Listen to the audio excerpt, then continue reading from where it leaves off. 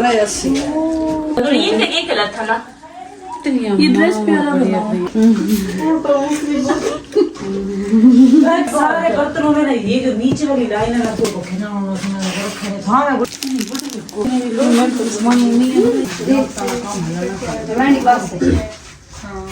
तेरा माँ का ये पवायो भाई डिफरेंट कलर है ये, फिर आम कॉमन कलर है। ये कितना प्यारा है। एक मिनट, ये कलर बहुत मुझे अच्छा लगता है। अस्सलामुअलैकुम वरहमतुल्लाहि वबरकातुहू। कैसे हैं आप सब? अल्लाह पाक आप सबको खुशआबाद रखे, ठंडी मीठी अच्छी अच्छी खुशियाँ नसीब करे। अल्हम्दुलिल्लाह हम भी बिल्कुल ठीक हैं। And welcome back to another vlog. जो मैंने पिछला व्लॉग अपलोड किया था उसमें मैंने आपको सारी शादी की तैयारियां दिखाई थी कि क्या क्या पैकिंग की, कब जा रहे हैं, किस तरह था। तो आई होप आपने वो वीडियो देखी होगी। तो अब ना हम फ्राइडे को आना चाह रहे थे क्योंकि फ्राइडे को ना मेहंदी थी। तो अम्मी अब्बू और मेरी नंद इन्होंने सुबह सुबह गांव चले जाना था और हमने अपनी अपनी रूटीन के हिसाब से आना था क्योंकि फ्राइडे आपको पता है वर्किंग डे है, तो ऑफ़ लेना अब थोड़ा मुश्किल हो जाता है सबके लिए। तो इसीलिए जो जो जैसे जैसे फ्री हो रहा था उसको वैसे वैसे गाँव जाना था। और शादी भी इम्पॉर्टेंट थी, उसको छोड़ भी नहीं सकते थे। तो हुआ कुछ यूँ कि इस एहतजाज की वजह से हमारा जो प्रोग्राम था वो कैंसिल हो गया। जब अम्मी अब्बू लोग निकलने के लिए रेडी हुए तब पता चला जी यहाँ पर तो सारे रास्ते ही बंद हैं। बस फिर क्या था, सब इसी वेट में थे कि भाई अब कैसे जाएंगे। और वो बात तो अलग, अब ये था कि एक दूसरे तक कैसे पहुँचा जाए क्योंकि जो ऑफिस गए हुए थे उनको वापस आने का प्रॉब्लम था, हम लोगों को यहाँ से अम्मी के घर जाने का प्रॉब्लम था। तो बड़ा ही जो था ना मुश्किल सिचुएशन बनी हुई थी। और लेकिन बिल आखिर फिर हमें रात को कहीं आके भाई ने पिक किया और उसके बाद हम मम्मी लोगों की तरफ गए।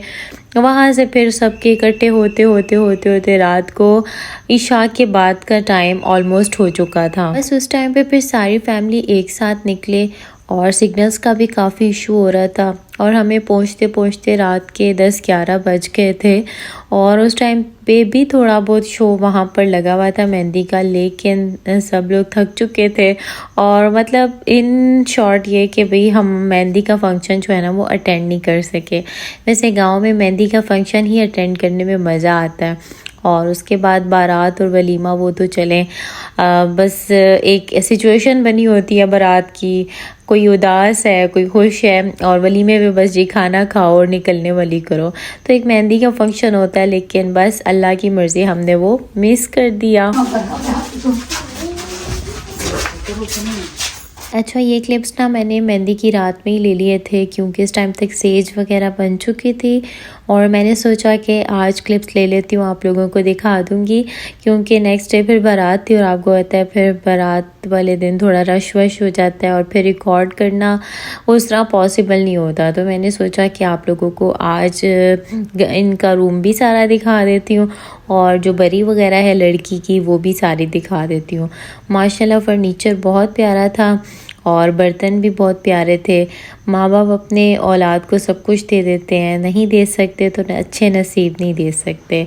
और कहते हैं ना कि बेटी की पैदाइश पर दुख ये नहीं होता कि बेटी क्यों पैदा हुई है, बल्कि दुख इस बात का होता है कि जो बात रंजीदा करती है माँ बाप को वो ये होती है कि पता नहीं इसके नसीब कैसे होंगे, कल को दूसरे घर जाएगी, पता नहीं वहाँ पर इसके साथ कैसा सलूक होगा। तो बस इस बात से माँ बाप जो है ना वो परेशान होते हैं। तो यहाँ पर सारी चीज़ें बहुत प्यारी थी। तो हम सब इधर यहाँ पर देख रहे थे दुल्हन का सामान वगैरह, उसके कपड़े, ज्वेलरी।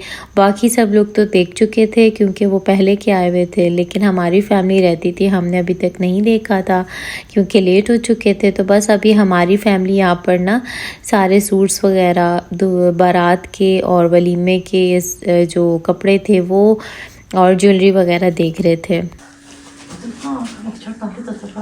बेसिकली ये शादी जो है वो अदनान की फूफो के बेटे की थी।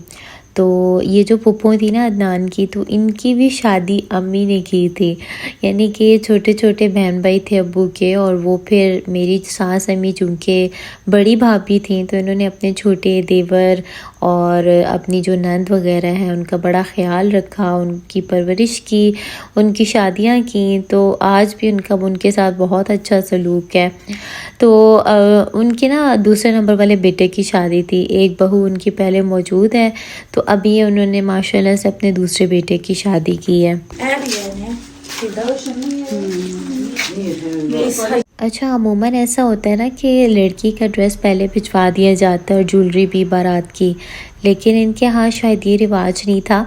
इस दुल्हन का ड्रेस और जो ज्वेलरी वगैरह थी बारात की, ये बारात वाले दिन ही मेरी नंद वगैरह जो है ना वो देने के लिए गई थी दुल्हन की तरफ। अच्छा, ये वाला जो सूट है ना, ये और आगे एक सूट आपको दिखाऊंगी, ये सोच रहे थे कि इन दोनों में से ना कोई एक दुल्हन को पहनाया जाए वलीमे पे, लेकिन ये वाला डिसाइड नहीं हुआ था क्योंकि ये बहुत लाइट कलर था। तो फिर आगे एक डार्क कलर आ रहा है, सब ने कहा कि वो कलर पहनाया जाए, तो फिर दुल्हन को वो पहनाया था।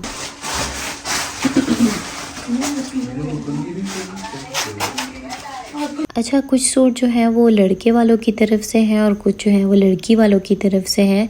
तो दोनों ही माशाल्लाह बहुत अच्छे थे, लेकिन पता है क्या, लड़की वाली साइड की ये बात होती है ना कि लड़की ज़रा अपनी पसंद के बनवा लेती है, उसको अपना पता होता है, अपनी चॉइस का पता होता है, तो वो अपनी पसंद के बनवा लेती है। तो ये वाला ड्रेस जो था ना, ये वलीमे का डिसाइड हुआ था कि ये वाला पहनाया जाए, क्योंकि ये कलर वलीमे का ज़रा कॉमन है।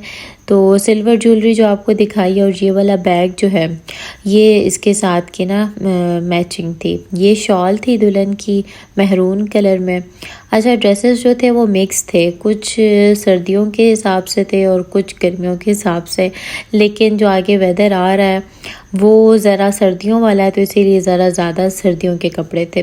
जैसे अब ये वेलवेट का सूट है, महरून कलर का सूट था, थोड़ा फ्लैश में ज़रा ज़्यादा ब्राइट कलर लग रहा है। साथ में ये एक पर्स था और साथ में स्वेटर।